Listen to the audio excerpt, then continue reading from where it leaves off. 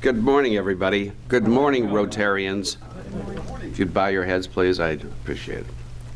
Lord God, sustainer of all that is or will be ever be, accept our thanks for this day and all its blessings. We ask that you guide and direct our club, its leaders, and our actions.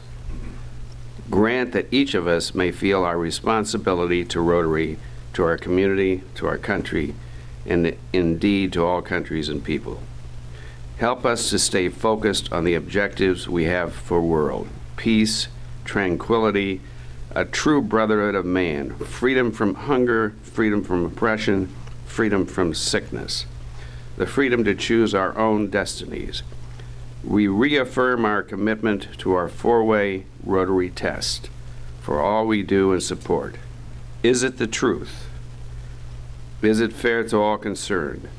Will it build goodwill and better friendships? Will it be beneficial to all concerned? We reaffirm our commitment to high ethics in all we do, and we give thanks for all the blessings, opportunities, and responsibilities that befall us as Rotarians. We continue in this new millennium with optimism, renewed energy, and commitment to service to all our fellow men and women. May we be challenged to do our best. May we be assured of your presence with us, dear Lord. Amen. Amen. Thank you, Phil. And would you join me in the pledge and the four-way test this morning? I pledge allegiance to the flag of the United States of America and to the republic for which it stands, one nation, under God, indivisible, with liberty and justice for all. In the four-way test of the things we think, say, and do, first, is it fair to all...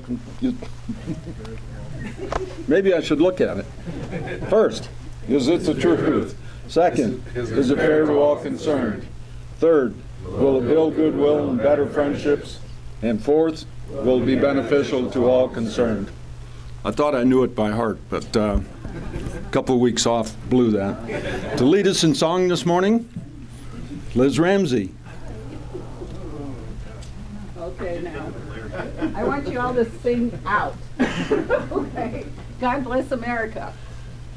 God bless America, land that I love,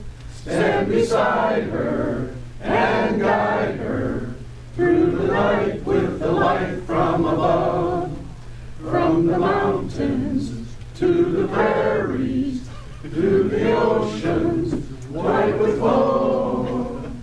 God bless America, my home, sweet home. God bless America, my home, sweet home.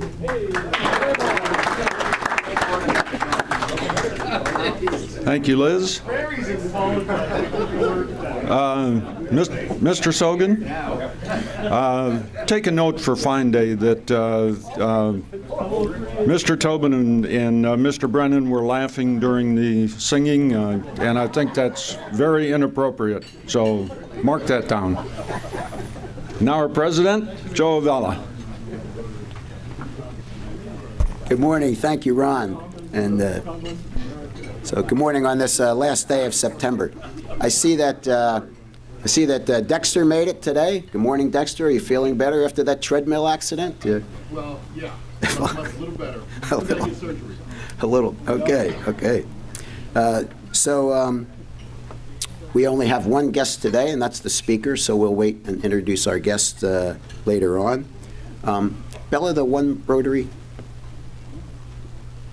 Just want to make a note of this. I sent this to you in the email yesterday. District 6630 is presenting a One Rotary Summit on Saturday, October 17th. It's just in the morning.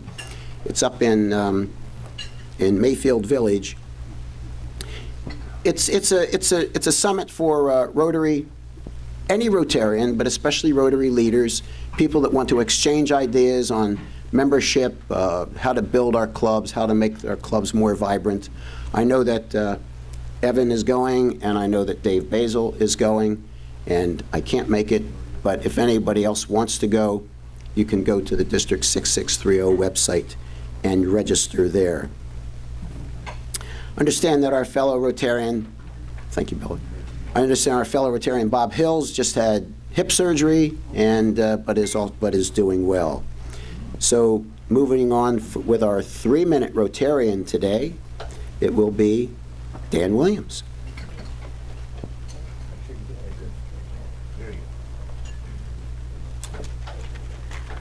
Good morning, Rotarians. Good morning. Phil, that was an awesome invocation. That was really very, very nice. You all know me, so I'll make this real short and quick. I won't do a Hal Deshasor and take 15 minutes, I don't think. Then, since he's not here, we can take pot shots at him. I'm a Youngstown boy, grew up in Youngstown, went to an inner city school. Unlike today, I got a great education. Went from there to a liberal arts college over in New Wilmington, Pennsylvania, called Westminster College. And there's a couple of us here. Bob Cramp and I were classmates, and Jim Ahern was a couple years behind us, like about 20 probably. Thank you. After, let's see, freshman year at Westminster, I met a beautiful woman in a calculus class, and after we graduated, we were married. And last year in November, just about a year ago, we celebrated our 50th anniversary. Thank you, thank you. We have 2 boys, 4 grandkids, and they're all local. So we are very, very pleased and thankful that we can see them every day. After undergrad school, I went to work for what was then called the Ohio Bell Telephone Company. Worked a couple years and decided I wanted to go back, get some more degrees. So I went back and picked up an MBA and a doctorate in finance from Kent State. And then looked around and said, I don't really want to work for a living. I'll stay in academia. So I became a professor. I've taught at Kent for a couple years, and then did about 30 years at Akron as professor of finance in the College of Business. The last 5 or 6 years, I was assistant dean. I was in charge of all our graduate business programs, including our law school, joint programs, so on and so forth. Found that very enjoyable. I retired and then went from one political arena to another. I got involved into city politics. Not a whole lot different than the politics in a university, very similar. I was chair of the park board for 3 years, then have been on city council for 9 years. And Bill Woolridge and I are very thankful this year that we don't have to run for re-election. This is our 4th year. We're in the middle of it. We have 2 years left in our term, so we're enjoying this election. As far as Rotary experience, I was treasurer of your club for a couple years before Ben. I've been president of the foundation for a couple of years. I've been on the board of directors of both the club and the foundation. I still am. I'm co-chair of the scholarship committee with Catherine Symes, who I don't think is here this morning, and I'm chair of the high school extracurricular club award that we will be making sometime in the next 2 weeks or so. So basically, and Gail Royster was my sponsor in Rotary. So basically, that's the history of Dan Williams. Thank you.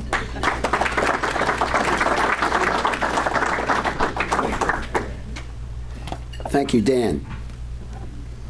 So our President Dave Basil is not only our president-elect, but he is also our liaison to the Rotary International Foundation. A few weeks ago, Dave presented a little update on the Rotary International Foundation, the work that we do, talked a little bit about Paul Harris, and today he has another update about the Every Rotarian Every Year program, which is called EREY program that Rotary International has.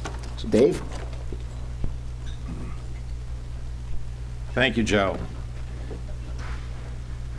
Which button on this is the advance? The little arrow to the right.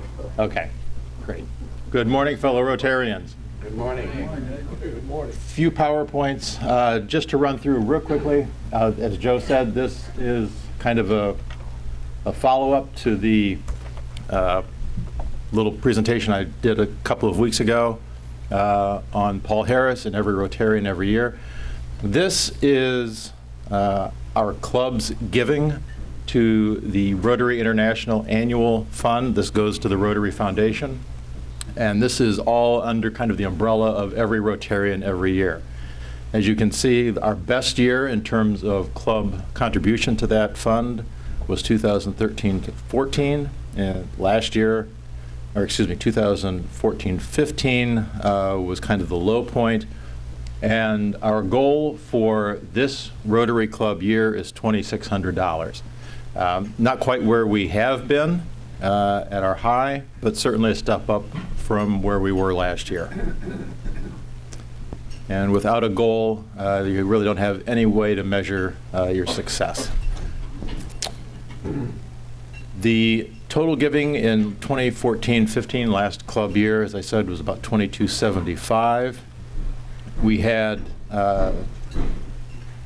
26 members from our club that were Every Rotarian Every Year members. That means they contributed something to the annual fund. Sustaining members are those members that contributed at least $100 to the Rotary International Annual Fund.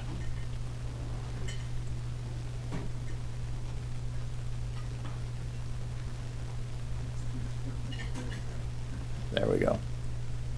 We had 35 of our club members. We've got about 50 club members now. We have about 35 that were donors.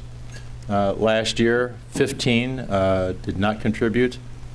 And we had, as I said last time, 17 Paul Harris Fellows. And of course, a Paul Harris Fellow is an individual who contributes $1,000 or has had $1,000 contributed to the Rotary International Fund in their name.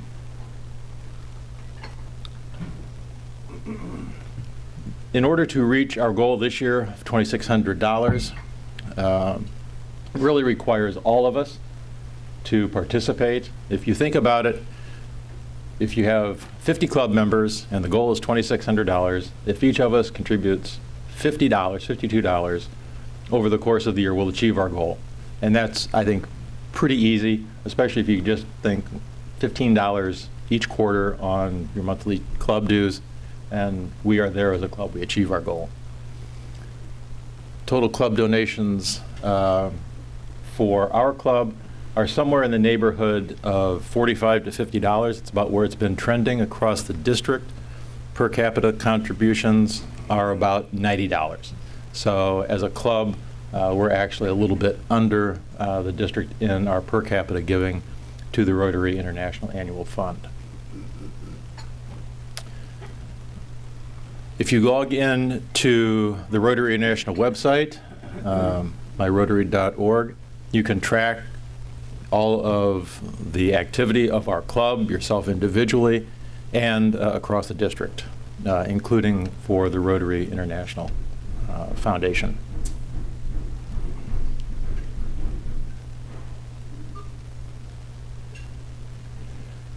So, any questions?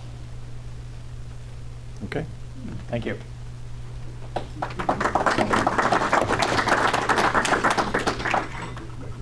Okay. Thank you, Dave. It is important. There are various, there's a recognition for EREY Club, and EREY Club is a club where every Rotarian gives something, even $10, and the second criteria is that the per capita giving is $100 per person. So we are far below that, but our goal over the next year or so is to get to that. Jim, you have a question? I've been doing this for several years, but it's only $100 a year, and I don't know why we just don't add that to the dues, $25 a quarter, and every member is a sustaining member, and it makes us a sustaining club. I would propose that. It does. Thank you for proposing that, and we will bring that up at the next board meeting. There are clubs, I can tell you, that do something like that. There are clubs, I know the Akron Rotary Club, for example, sends in $20 to the Rotary International for every member, and then charges each member $20. That's on top of the 100, but they do it so that they are ensured that every member contribute something. And that's the way that Akron does it. Jim? I don't know that we initially add it on automatically, but I find it's very easy. Each time you pay your dues, just add $25 and you pay $100 for the year. Thank you. And that's the purpose of our meeting today, is that you all got your dues invoice yesterday. It's very easy. Instead of writing out a check for $125, you write it out for $135 or $150 or whatever. Thank you. Phil?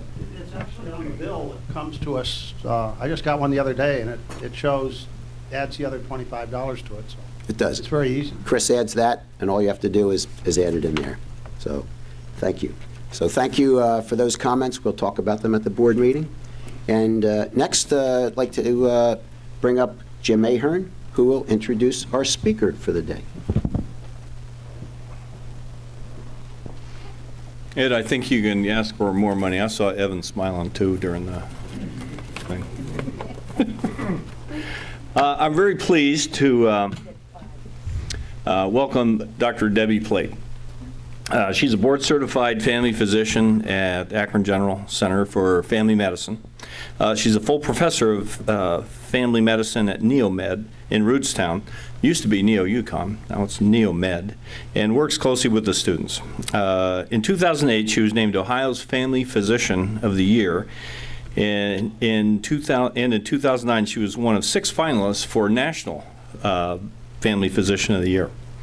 She has numerous community women leadership awards, most recently in 2015, and I toured, it was in the Hub, like in August.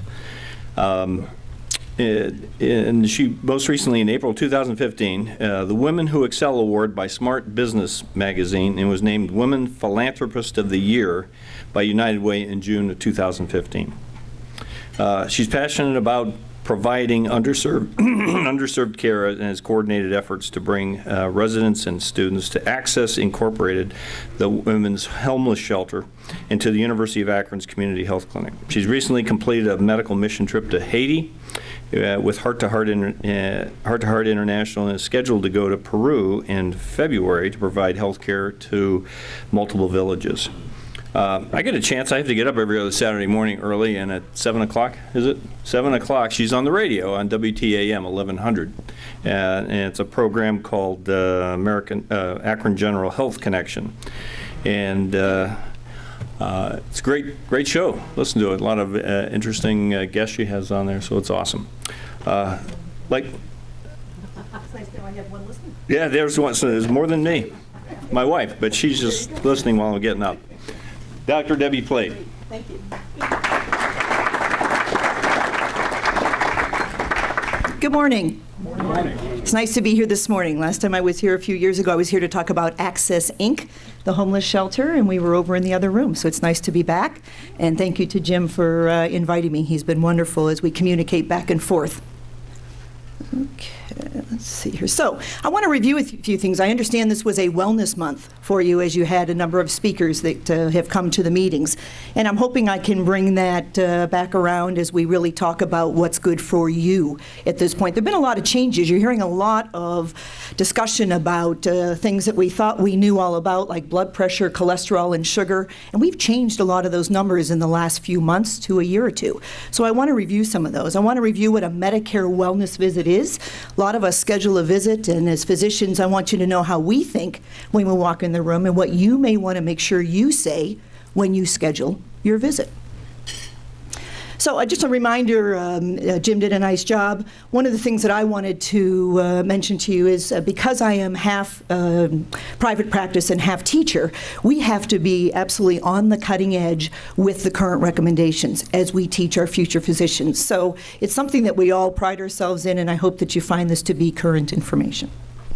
So everybody needs a medical home. I think that you have heard that term. You're hearing a lot about PCMH, or patient-centered medical home, but everybody needs a medical home. What does that mean? That means you need an area where your information that has been gathered through perhaps several specialists is in one area. And typically that is a primary care physician, your internist, your pediatrician, your family physician, but everybody needs a medical home. Let's see if we can get this to work. So everybody should have a primary care doc. So with your medical home, having a doc that thinks about the whole patient. When you go to see your orthopedic surgeon, he's looking at your shoulder, your back, your knee. He may not remember that you've got a little bit of kidney concern or blood pressure concern as he writes for that medication. So you need somebody who knows you well that looks at your whole person. And screening guidelines. There are many different screening guidelines out there that we're going to just briefly touch upon.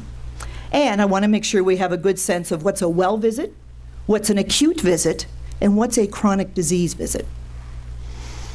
Okay, so how do docs think? When you call to make that appointment for your checkup, what we're thinking is this a wellness visit? How many of you are aware that when you enter into Medicare, you get a wellness welcome to Medicare visit? Okay, the first year, everybody's aware of that, or a lot of folks are. What a lot of folks don't realize is then yearly or annually, you get a free well visit, okay? Now, what's important is that we also have these acute visits, and then we have the term chronic disease visit. And a lot of us don't think of hypertension or diabetes as necessarily chronic diseases as we travel through. But when we do a wellness visit, we are really strictly discussing prevention. We typically don't get in or delve into the diabetes, the hypertension, the cholesterol. We're talking immunizations, colonoscopies, bone densities, mammograms, possibly prostate screenings if it's appropriate, okay? So a well visit, it's very important on your end to let us know this is my free well visit, because 9 times out of 10 what happens is it doesn't get communicated well, and we're delving into perhaps the blood pressure or the abdominal discomfort or the back pain, and then coding in that direction when in fact the patient said, wait a minute, this was supposed to be my well visit. So your job is to define the purpose of your visit when you call. Is it a well visit? If it is, then you can expect to have that be primarily around prevention. If it's a diabetic, hypertensive, hyperlipidemia, or cholesterol visit, then it's important that that be designated. So we need your help in reminding us why you are there. A Medicare well visit, of course, is there's the free welcome to a Medicare visit, as I mentioned, and then the free annual wellness visit. But you must designate that when you come in. So, all sorts of recommendations out there, many groups that get together and write the rules. Probably the biggest one that the med students and those of us in medicine get excited about is the task force. We actually are typically graded and tested on the task force recommendations. There are many other groups out there. The first one is the obstetric and gynecology group, the American Cancer Society, the pediatric group, the family medicine group, and the urology group. All of them have potentially different guidelines, which makes it very confusing. I had a guest on last week, a geriatrician, and somebody called in and asked about aspirin and blood pressure. He goes, you know what? I'm confused with the new news that's come out here over the last week or two. So when the doc is confused, or the expert, that becomes a concern. So I'm going to primarily focus on the task force today, and then make sure you have some resources that you can look up yourself to see where you stand with regards to the guidelines. So the overall goal of the task force is to improve the health of all Americans by making evidence-based recommendations about our clinical services that you need. There are 16 members on this board. They're all volunteer. They're national experts on prevention, and they span many aspects of primary care. They study benefit and risk. We're going to talk about a couple recommendations. You're going to say, wait a minute, really? But when you look at benefit and risk, that's how they make those determinations. And if only a few small number will benefit from a test and more are potentially harmed, then you're going to find that that may not be as you thought it was with regards to recommendations. So here are some of the recommendations we're going to talk a little bit about because there have been some recent changes. So let's talk about vaccines. It's always a hot topic. This one always gets a lot of phone calls and texts when we have folks on. The shingles vaccine is certainly one that we're going to get a little bit more detail on. The Pneumovax has some new news out there. Perhaps you've seen the commercials, or some of you have already been updated. The flu is a hot item right now, and certainly tetanus is a very hot item right now. So let's give you an update. Zostavax is the formal name for the shingles vaccine. Right now recommended age greater than 60. So 60 on up is when we begin to have a conversation. It has been approved down to the age of 50. A lot of insurances don't recognize that. And some insurances, as you all may well be aware, don't cover this as well as we'd like it to be. But some folks are getting better coverage as we move further on down the road. Not for the immunocompromised. If you are going through any kind of chemotherapy on prednisone or have anything that may be going on in your system, perhaps one of the biologics that we're using for rheumatoid arthritis, lupus, things along those lines, this may not be a vaccine for you, despite you wanting to get help to prevent shingles. There's a new one coming. I was lucky enough to have one of the ID specialists from Cleveland Clinic on the radio, and who said that there is a new one coming that's almost 99% effective. This one currently somewhere between 40 to 60% effective. Okay? And again, the Medicare coverage for this is very challenging. You can pretty much walk into most pharmacies and get your shingles vaccine. Pneumonia vaccine, recommended at the age of 65 years young. Once in a lifetime is what we said to you a few years ago. P13, or the pneumonia Prevnar 13, is brand new, and we like to get it right at 65 as your first one. That's a new pneumonia shot out there. The P23 is the old one, and we keep those 1 year apart. So now at 65, you get the new one, and you get the older one 1 year later. If you are 66 or 67 and you've had your pneumonia shot P23 already, we wait, as long as it's a year since your old pneumonia shot, we give you the new one. So new pneumonia shot, we want to boost the old pneumonia vaccine that you may have gotten. Some of you have gotten the pneumonia shot before the age of 65. Diabetes, smoking, asthma, multiple different types of conditions where you might have gotten that sooner. But new Pneumovax out there, and the commercials are certainly bringing education to the public. Flu vaccine right now is certainly a hot topic. We start immunizing as young as 6 months of age for the flu vaccine. Greater than 65, we have a high-dose flu vaccine. If you're getting that at the pharmacy or at your physician's office, it behooves you to ask them, is this the high-dose flu vaccine? The recommendation out there is if you're over 65 years young, you can use a little bit more potency with regards to this flu vaccine to protect you. There's a quadrivalent, which just simply means there's 4 components. Maybe we got it right this year, we'll see. But there are 2 A's and 2 B's in there with regards to the virus. There is a live attenuated virus with the nose spray, And unfortunately, I'm too old for that. It's between the ages of 2 and 49 if you want to avoid your vaccination or the actual injection. So the time to do this is now. Some of you saw the signs go up in August. I think some of us wonder, gee, is that a little bit too early? Will it last as long as I want it to last? The thought is certainly ideally to get you vaccinated somewhere in the September, October range if we can do so. Takes 2 weeks to take full effect, and you might find it triggers your immune system to where you might feel a little achy. Tetanus vaccine. Every 10 years, we all grew up knowing that about every 10 years you get your tetanus vaccine. So there's a new vaccine out there in the last few years that has a pertussis or whooping cough component to it. All the grandparents are calling us saying, I want my Tdap or tetanus shot to make sure that I keep my grandchildren safe. So when we speak about that, we're talking about the Tdap. And the Tdap, again, has the whooping cough component to it that if we can get our adults covered, we will protect our young people. Currently, new information, every pregnancy, 3rd trimester, we are giving a tetanus vaccine. Okay, so that is new. So if somebody's gone through 3 pregnancies, we assume that she would have had potentially 3 tetanus shots. All right, aspirin recommendations. This has gone round and round and round. Currently, in the last week or two, they have come out with and some of you may not be aware that there's been a lot of discussion about this as far as ages and should it exist at all. 50 to 70 years of age, 81 milligram aspirins daily. That's a baby aspirin, a quarter of the full adult 325 aspirin. Dr. Steve Nissen, I was lucky enough to have on from Cleveland Clinic. He writes all the rules across the country. He is adamant that aspirin is a big concern for us. And I certainly see a lot of gastrointestinal bleeds with regards to aspirin. So any recommendations that we're talking about today, it's important to have a conversation with your primary care doc who knows you best. But know that there's a lot of controversy with regards to this. We know that if we're diabetic or if we've had a heart event or have had a heart procedure, certainly it will be appropriate for you to be on aspirin. But to just take aspirin without any direction, I think we need to be very, very cautious. You add a little bit of ibuprofen, Advil, Aleve to your aspirin, and we begin to create all sorts of other concerns about risk. Hepatitis B and C screening. Currently, hepatitis C screening is recommended for all of us who have been born between 1945 to 1965. New recommendation.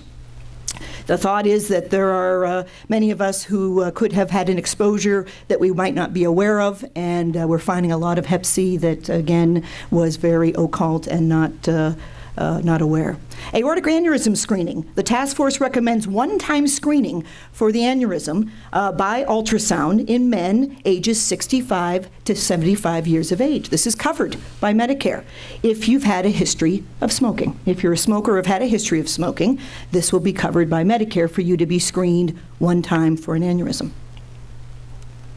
Blood pressure, lots of changes with regards to blood pressure. We want to screen by age 18. I'm seeing many young people who have elevated blood pressures between the ages of 10 and 18 due to body mass index or obesity. Some of the new guidelines through the JNC8 now tell us if you're less than 60 years young and you have a pressure that's greater than 140/90, we're going to begin to treat it. Well, that's a big difference from what we used to say, 120/80 or less. If you're greater than 60 years old, we now know that we want that blood pressure a little bit higher than the 120/80. And so now they're saying if you're greater than 60, we're going to let you head up to about 150/90 and then consider treatment. So they've loosened those guidelines. Again, diabetic, heart disease, other history, things may need to be tightly controlled as a result of that. But we've loosened this up a little bit. Okay, you're going to continue to hear controversy with regards to this. There was a time years back where we said 120/80 is the low end of high blood pressure, and we have certainly lightened that up. All right. Diabetes. We know that if you have a fasting blood sugar in the morning, you haven't eaten, first thing in the morning, check your sugar, should be less than 100 if you are not diabetic or pre-diabetic. Hemoglobin A1C is a 3-month average sugar reading. It's a blood draw, and we can tell what your sugars have done over the last 3 months. 5.6 is a normal number. If you are pre-diabetic, which does exist, you might have a sugar between 101 to 124. fasting. And that would give you an A1C between 5.7 and 6.4. So we now have this new gray zone where we can capture folks who may be pre-diabetic and prevent them from heading on into full-blown diabetes. So we can actually do quite a bit in that middle range to keep you from advancing forward. Diabetes type 2 is typically defined by 6.5 or higher on this blood test. And if you're 80 years young, we want your A1C less than 8. So again, we loosen that up a little bit because we don't want sugars too low. Cholesterol guidelines. Some recent changes that have been out there. If you are a male, we want to begin screening at least by 35, perhaps sooner if there's a family history. Women by 45. Cholesterol values here, you can see total cholesterol less than 200. If you've had a heart event, we like to see it less than 160 for your total. Your low down lousy LDL, the really bad guy, we would like to see less than 100. There are some new percentages and ranges with regards to that LDL, and it's all based on your history.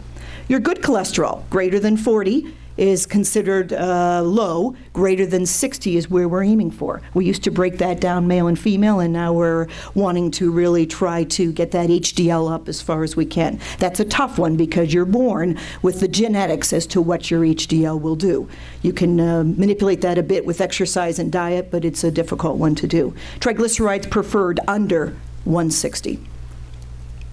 Mammograms, lots of consternation out there. A couple years ago, the task force came out and said, we don't want any mammogram screening until the age of 50. That created a lot of discussion.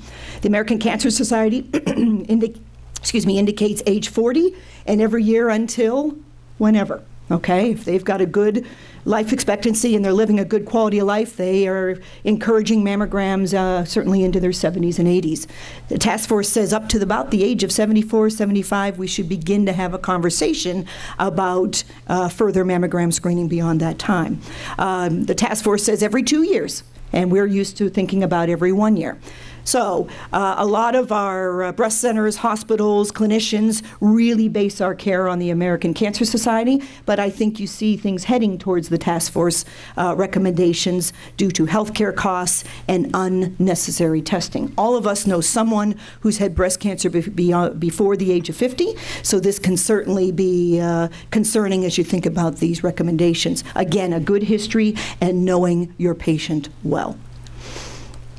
Lung cancer screening, if you are between the ages of 55 to 80 years young and you've had a 30-pack year history of smoking or currently smoke and have quit within the last 15 years, then you could be eligible for a free CAT scan. Akron General is doing free CAT scanning right now for a lung cancer screening. I believe some of the local hospitals have it for $25 to $75. So very cheap for a low-dose CAT scan if you have smoked in the past or are a current smoker. That's something that was unheard of years back that we did not do, but they have seen good purpose in screening folks who've had a smoking history. There's some discussion that if it has been greater than 15 years, then since you have smoked, it may be lower yield and you may not be eligible. Prostate screening, certainly a hot topic. Discussion begins at age 50. It may start earlier if you have a close family history of prostate screening. Certainly on the radio, through lectures at the hospital, we hear from the urologist, we hear from a number of different folks, and you're going to hear the discussion all over the board with regards to this. DRE is a digital rectal exam versus the PSA, which is the blood test, and we know that neither one is terrific by itself to help us out. There's a lot of recommendation right now that neither one may be any good recommendation. So we know that if you watch that number year to year and watch the velocity of that number, it can be very helpful. So having that discussion with your doc and your family history is very important. Pap smears, big changes there. No, the first Pap in a young woman is not done until the age of 21, no matter what their activity or relationships have been. Age 21, that's a hard one to wrap around for some of us who have been in healthcare longer because it typically would start when they were sexually active. And so 21 is when we begin to do the Pap screening. Every 3 years until age 30, every 3 to 5 years once we are beyond the age of 30. So lots of discussion there. there. Ovarian screening. Often we are asked about ovarian cancer screening because it is so scary, and unfortunately when we are aware of symptoms it appears to typically be too late. There is no good recommendation right now for ovarian screening. The CA-125 blood test that we all know about is typically used as a marker once the diagnosis has been made. That test can be elevated, that blood test for ovarian cancer can be elevated if you have an ovarian cyst. So it is not helpful in the diagnosis typically of ovarian cancer. Colon screening, age 50 or younger if there's a family history. Colonoscopy is the gold standard. We do have a stool sample for occult blood that we do. I have a lot of patients who prefer that. It is not ideal. The scope is the gold standard. Every 10 years if you've been clean from that scope with no polyps. Every 3 to 5 if there have been polyps seen. Typically we say up to the age of 75 for screening, and once we hit 75 years young, the risks may outweigh the benefits. I had an 80-year-old retired engineer who said, "Debbie, I want my scope." And I said, "Well, you know, we really run a risk of perforation at 80 years young." And he said, "I know, but I want to do it. I exercise. I live a great life." And so I asked him, I said, "Let's do the fecal occult blood test first and see what that looks like. If it's positive, we'll go forth." FOBT stool testing was positive, went for the scope, and he had a local malignancy. So, and is doing great post-op, but truly beyond the screening recommendations. But I think doing the stool sample first gave us good reason to go forward. But you want to be careful with some of these screenings because we can do harm if we're not careful. Bone density, age 65 is when we'll talk to you about that. I have men and women with osteoporosis. If you've had a fracture, you need a bone density test. And there are things we can do to enhance bone. Reminder on bone, prednisone, thyroid, dilantin. There are a number of things we do day to day that can lighten our bone that you may not be aware of. Heart screening. People come in and say, "Hey, I want my stress test screen." And you know, we don't do those that much anymore. They're not recommended. No formal screening stress tests typically are recommended. If you've had open heart in the past, we may be screening you periodically as a result of a known heart history, but not formal cardiac stress testing. An EKG is to be on the chart if you have a history of hypertension. There is a Framingham 10-year risk scoring that I will share with you some information how you can grade yourself and see where you are. There's also another heart risk score that I will share with you that you can put your information in and get a scoring that you can discuss with your primary care physician. So how old is too old? When the benefits do not outweigh the risks is when we begin to have that conversation. And at least a 5-year life expectancy. If I have somebody who's really struggling with pancreatic cancer or with severe COPD or heart failure, we may find that some of these screenings are not appropriate for that patient. It's important to have those conversations. Reliable resources. This is a list of some reliable resources that you can easily get on and get some information. The last one is an app that you can put right on your phone. Plug your age in. It'll tell you exactly what type of conversation and recommendations you should be having with regards to prevention and wellness. If I knew I was going to live this long, I would have taken better care of myself. Good old Mickey Mantle. And thank you very much. I want to remind everybody, we're on the air on Saturday mornings, 7 o'clock, WTAM. This weekend I've got mental health, a mental health specialist on with me. Every week we have a topic medically that we discuss with a specialist. Cleveland Clinic loves the ideas. We are beginning our merger with them, so we at least have a Cleveland Clinic doc on once a month. Thank you for your attention.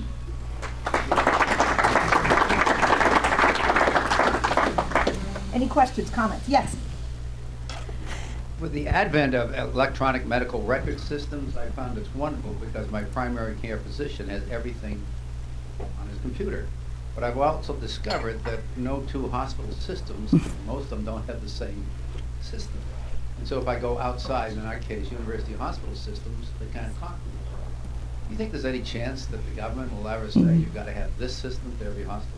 You know, the question is, with electronic medical record systems out there, there are many. We are merging as we speak with the Cleveland Clinic system. It's called Epic. And the thought is that there'll probably be only 2 to 4 systems, electronic record systems, in the country eventually to where we will be able to talk better. But it's a huge issue where we have patients that are up in Cleveland, down in Akron, across the road down there at Suma, and we can't talk back and forth. So our hope is more and more hospitals right now are taking on Epic, which is exciting. You UH is not epic, but we are finding that communication is getting better, and the thought is in the next few years we'll see fewer systems. So it's a great question and a great concern.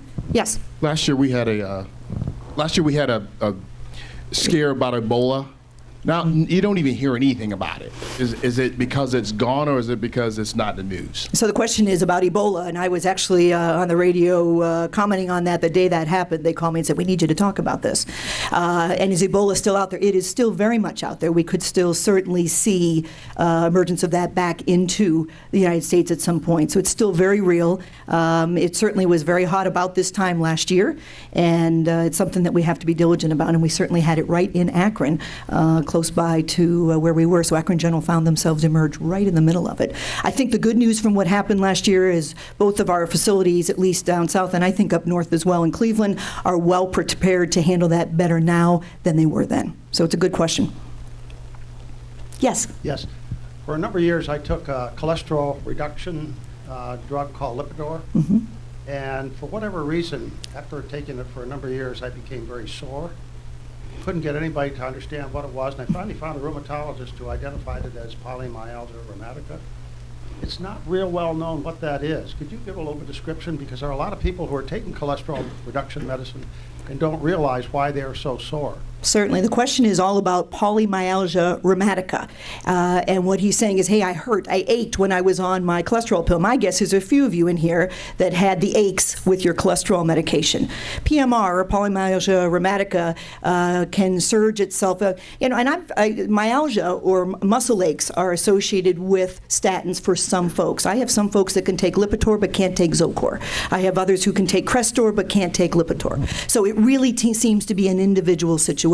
But PMR is a condition, polymyalgia rheumatica is a condition where you ache, every muscle aches, and it's very significant, as you well know, and it responds very well to prednisone or to steroids. And it, in fact, can really dissolve or improve over a period of time. Can be associated with some inflammatory issues with blood vessels as well. Temporal arteritis can commonly be associated with that.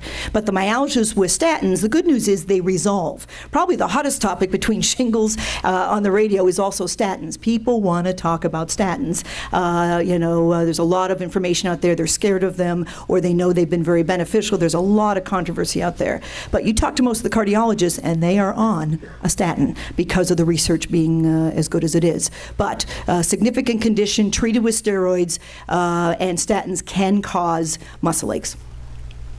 Yes? Hi, Dr. Plate. Hi.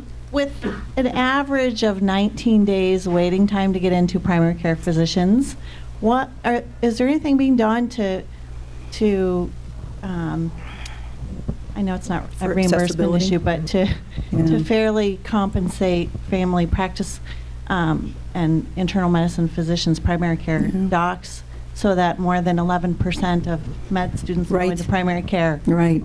The question is about primary care, and it's tough to get in sometimes to your primary care, and how are we recruiting? I'm certainly on the edge of that. In fact, we have our recruiting meeting today as being part of a residency program. Trying to get young people who have heavy debt from med school to look at primary care is not easy. They're all anesthesiologists, cardiologists, and orthopedic surgeons. But there are, luckily, there's never been a good time to be primary care than right now. And the nice thing is Cleveland Clinic, UH, are very focused in building that primary care foundation. And so recruitment for primary care to be a little bit more enticing for our pediatricians, internists, and family medicine is as good as it gets right now. So accessibility is a huge issue. It is important you communicate your needs when you call. A checkup, I think you need to be a little bit more clear when you say checkup. Is it your well visit, or is this a checkup with your diabetes, hypertension, or back pain? Okay, so that really is, I think, the biggest message is to make sure you're communicating what your needs are when you call. So we give you the right amount of time, and that you get what you need. This is a question about medical education. Increasingly, with climate change, we are experiencing vector-borne diseases at a much greater rate in this country than we had in the past. And very, very often, I've worked in university systems, and a lot of people are traveling internationally, but we also have very nasty vector-borne diseases coming along. And what kind of education is being introduced in the medical school so that physicians will recognize the symptoms of vector-borne diseases? I'm thinking of Lyme, I'm thinking of Chikungunya. encephalitis. Absolutely. You know, Absolutely. So the question is, gee, how well are we doing in the med schools with regards to vector-borne illnesses? Great question, particularly as I just got back from Haiti and I'm looking to go to the Amazon, and several of the folks that I worked with got malaria, got chikungunya, got some of these things that are coming into the United States in the southern aspect of the United States. You know, there's heavy parasitology and studies infectious disease-wise in the med schools. The problem is they get that, they go out, they do all the other blood pressure, diabetes, cholesterol type things, and it diffuses to where it's not as strong as it should be. The more we can do with global health and get these residents and med students to get down into the southern aspect of the United States or out into the South America, I think the better we'll understand some of that. I really do. I think the personal experience is very helpful, and this generation that we're seeing coming through the medical system, they've done it all. They've done it all. So the awareness appears to be better with the docs up and coming than it has been with those of us who have been out a while. So it's a great question. Great question. Good question. I was in the hospital about a year ago and had a bunch of tests.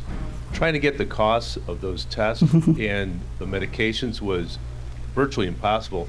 I'm just wondering, with the growth of these clinics, like the CVS clinic and so forth, will we see more transparency of costs at hospitals and other medical practices? Yeah, the question is, wow, it's hard to figure out your bill and figure out how much things cost. With the CVS's and the Walgreens out there, will we see more transparency with that? I have many patients who will call into billing and find and go step by step through their bill. I encourage you to do that. Every single one of them typically will find something from their hospitalization that was not appropriately done. The more we do that, the more transparent and cautious they will be. So I encourage you to look that over carefully, and I do think we'll see more of that. We see a lot of our patients wanting convenience and care right now versus having to wait within a few days to get in. So I do think we will see more of that. Yes? One more question on the training of primary care residents specifically. Has the training of treating mental illness at the primary care level, has that changed? Is their level of training increased? Excellent. So the question is mental illness in primary care, and you asked that at an interesting time for me as I cope with a good friend here in the community that I've had to place in the hospital here in the last 24 to 48 hours with mental health concerns. It's a huge issue. It's very much a part of what we do. Again, this weekend we're having the mental health specialist on, who actually was a med student of mine, who is teaching at the hospital and teaches our residents in addition to the psychiatry residents. Our program right now is a 3-year program. They're looking at putting family medicine possibly a 4-year program. There are combination programs out there that do family medicine and psychiatry combination. I say to my med students, I had 3 new ones start Monday, and I said, if you ask, you will find it. Several of them were interested in mental health, and I said, we are on the cutting edge of that as primary care docs. And all of us go through various ebbs and flows of things. It's important to talk about that. And so your point is very well taken, and we are really doing what we can to get it into our didactics, get it into our rounding that we do at the hospital in addition to the office. So it's a great question. Thank you.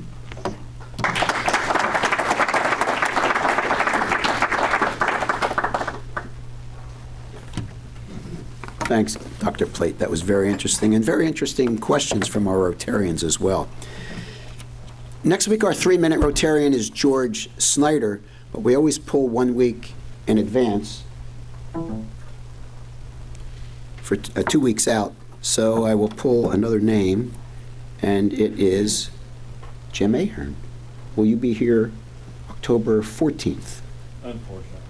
Yes, yes, okay, you're on, okay. Yeah. That should be exciting, yeah. Okay, so tonight is a social event at Zeppi's.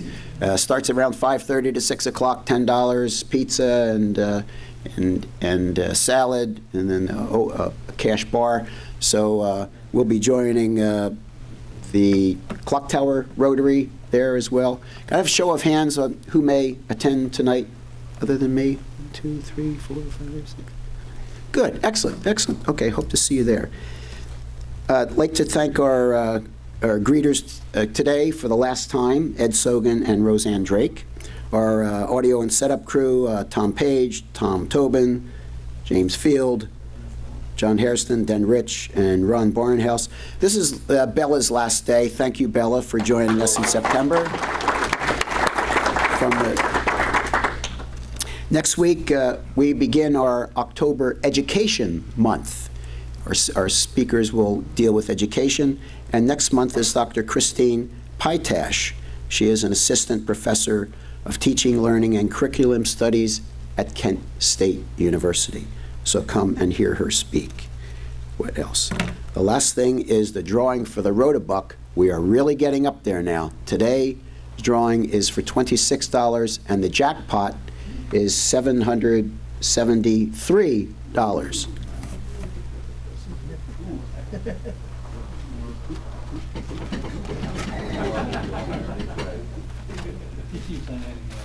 So I will have Deborah draw the winning number.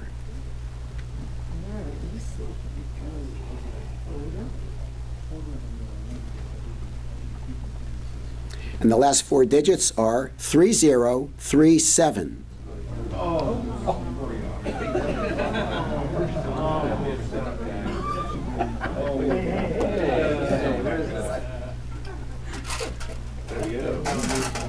All right, James, don't forget this, 3037. Okay. There are about 24 to 25 marbles, colored marbles in here. No. Not again. No, don't put it back. Hey, Joe, can I mention one thing? Absolutely. Deborah, I've got something here you get a kick out of. This is sort of contrary to your philosophy that aging is wonderful. This is a fun, I hope I can bring it up here again. Here it is. It's a motto to live by. Oh, this is a new phone. Every time I touch it, it changes. Bear with me. Yeah, that's the problem. Bear with me. Medicare take care of your problem. Yeah. Hey, Phil, that's the easy part with the phone. Bear with it now. Be patient, everybody. Just give it to Bella, will you? Okay, we're going to do, it's a motto to live by, okay?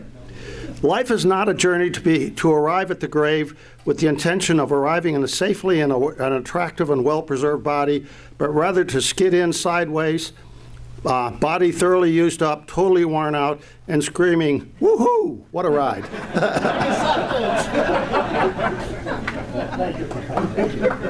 Our greeters next month, to remind you, Rich Warfield and George Schmutz. Our greeters next week, starting for the October. Thank you very much. Have a great day. See some of you tonight.